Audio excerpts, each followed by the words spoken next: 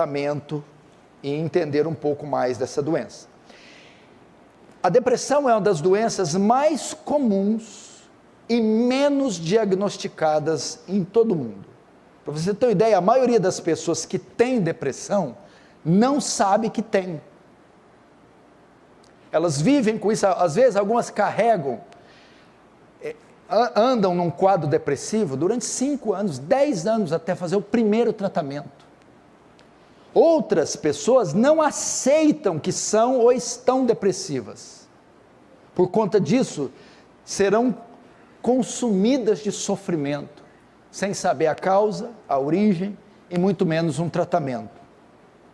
A depressão, na maioria das vezes, é mal compreendida por outros, ou até pelo próprio depressivo. Porque a pessoa que entra num quadro depressivo, muitas vezes é taxada de preguiçosa, isso é preguiça, ou mau caráter, você é indolente, você é incompetente, ou é criticada por aquele estado, o seu rendimento baixa, e ela é taxada de incompetente, tornando o seu estado, o estado do depressivo, ainda pior, inibindo-o de procurar ajuda médica ou até espiritual. Agora, o que é depressão? Por depressão nós temos o quê? Por depressão nós entendemos um transtorno emocional caracterizado pela perda da felicidade, entrando em um profundo estado de abatimento que pode ser crônico ou momentâneo. Ainda, a depressão é uma persistente sensação de tristeza, desesperança e perda do interesse das coisas, até da vida. É a tristeza ou melancolia da alma, a depressão. Quais são as causas da depressão? O que gera depressão? Existe um termo técnico que os especialistas usam, são 2 causas, a depressão endógena e a depressão exógena. São um conjunto de 2 palavras gregas. Primeiro que é a depressão endógena, endo, dentro, e genos, gerado de dentro. É uma depressão que é orgânica, ela é gerada do organismo, ela vem de dentro. Ela é causada pela disfunção química do organismo, alteração de hormônios ou até geneticamente. O cérebro, você tem uma ideia, aonde essas depressões patológicas, orgânicas, químicas, nascem, é no cérebro. Há um desequilíbrio na química do cérebro, que é suficiente para mergulhar homens e mulheres em uma profunda tristeza. E esta tristeza, pelo transtorno químico cerebral, se torna uma depressão. Com relação aos hormônios, na depressão endógena ocorre uma diminuição acentuada da serotonina. O que é a serotonina? É o hormônio do humor. Então ocorre uma diminuição, aumentando assim a probabilidade de sofrer depressão. Isso, por exemplo, é comum na gravidez, no pós-parto. As mulheres geralmente têm isso, uma diminuição da serotonina, e então ela é produzida aquela gravidez. Ou quem tem problema com tireoide, por exemplo. Tem também o fator genético, né? Nós temos química do cérebro, problema hormonal e o genético, que é uma situação muito interessante. Muitas pessoas têm predisposição genética para a depressão, herdada dos pais. Que você pode ver em alguns conceitos, alguns ambientes familiares, parece que algumas pessoas herdam dos seus pais que têm propensão para a melancolia. Então essas pessoas herdam dos pais, o que aumenta a probabilidade delas sofrerem com depressão. Então, se você tem a mãe e um pai meio melancólico, você tem uma predisposição para depressão. Então essa é a depressão, é a patológica, ela é gerada por uma disfunção química do corpo, e geralmente, porque o que causa isso? Uma carga horária de trabalho muito elevada, estresse, falta de sono, uma dieta desregulada, enfim, ela é completamente física, química. Qualquer um pode ter por causa do estilo de vida que se submete a viver. Então, a pessoa que troca o dia pela noite, que tem uma descarga de estresse muito grande, ela pode ter essa depressão química endógena. A outra espécie de depressão, a exógena, também do grego, exo, que quer dizer fora, e genos, gerada de fora, gerado de fora, ou depressão reativa. O que é isso? É uma reação que nós temos a situações externas, por exemplo, a perda de um ente querido, depressão exógena, um fator externo me leva a esse estado de abatimento, ok? Então, é uma depressão causada por situações do nosso cotidiano, quebra de relacionamentos, traumas sofridos como abuso, violência doméstica, perda de um emprego ou um golpe que a pessoa leva, lutos, né, a perda do ente querido, divórcios traumáticos, violência doméstica, abuso sexual. E no campo religioso, a depressão endógena pode ser causada por pecados, culpa, por opressões espirituais e até perseguições que os cristãos são submetidos. Então essas são as duas formas da depressão. Uma é orgânica e química, causada apenas por uma disfunção do organismo, e a outra por fatores externos. E nós estamos sujeitos tanto a uma quanto a outra. Agora vamos ver alguns sintomas para saber se você está ou não com depressão, ou que espécie de pessoa entrou em um quadro depressivo. Eu vou ler alguns sintomas. O interessante é que somente os sintomas não são suficientes para saber se a pessoa está com depressão ou não. É necessário o quê?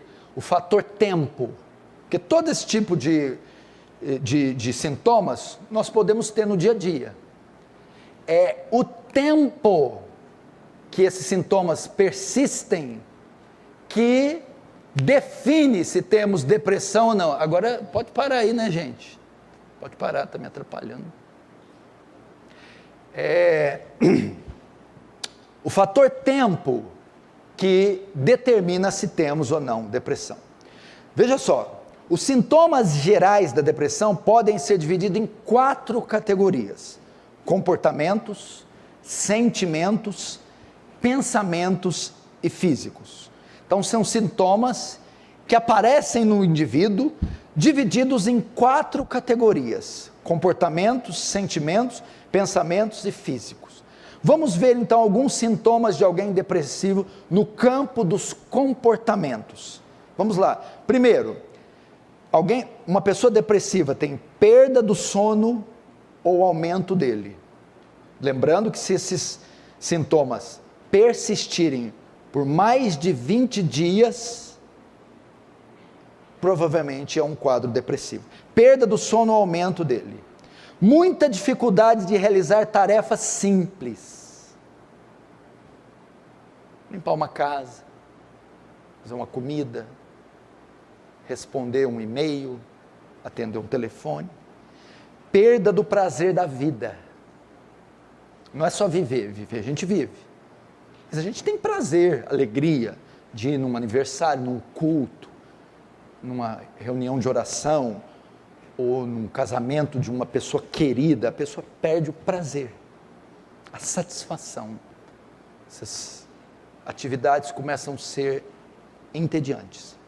Mau humor, irritabilidade, compulsões de raiva e de ira. Mais de 20 dias pode ser um sintoma.